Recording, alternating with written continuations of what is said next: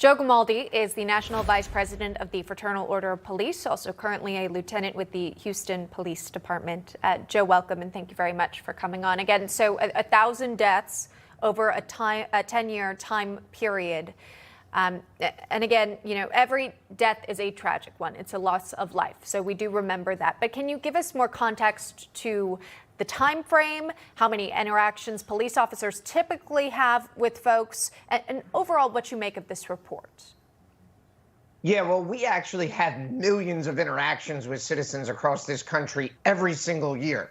Now, it's not a shock that, these left-leaning journalists are writing an article that bashes and criticizes police officers. This is an old trope for them.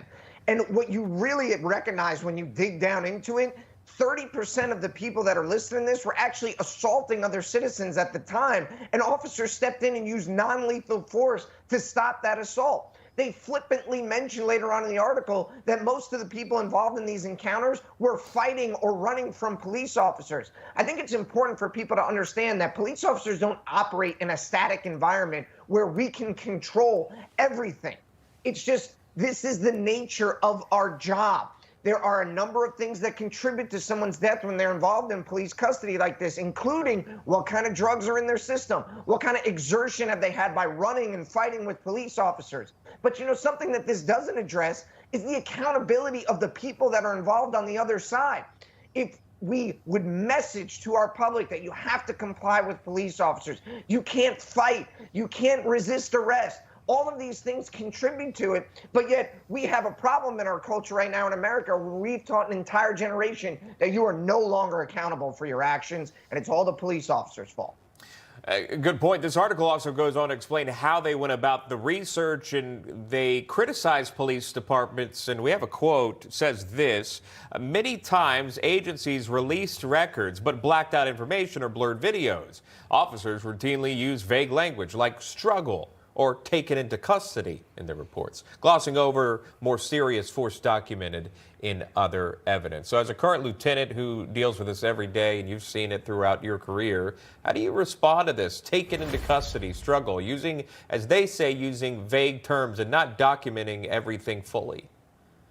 That's their opinion. Our officers are out there doing a fantastic job every single day. We take use of force very, very seriously. We document it thoroughly.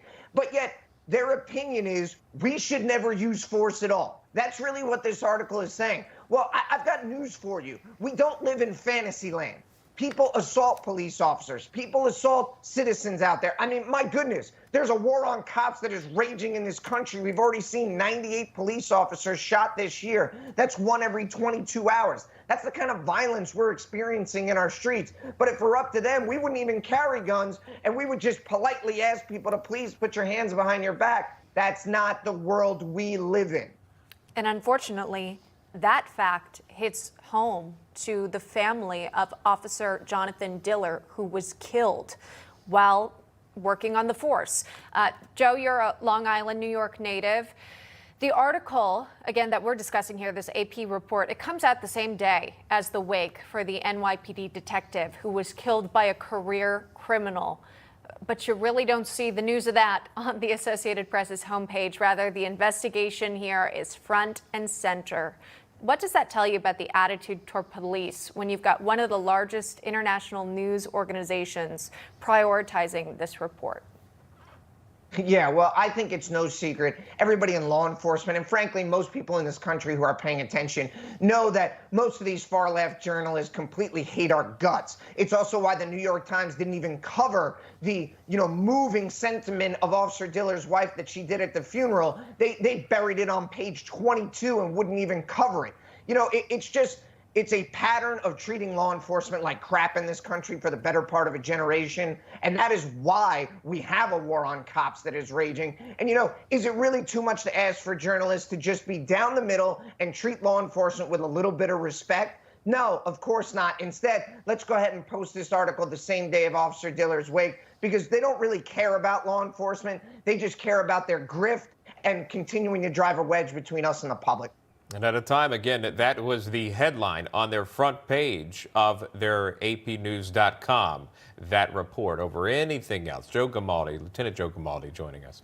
Thank you, Lieutenant. Appreciate it.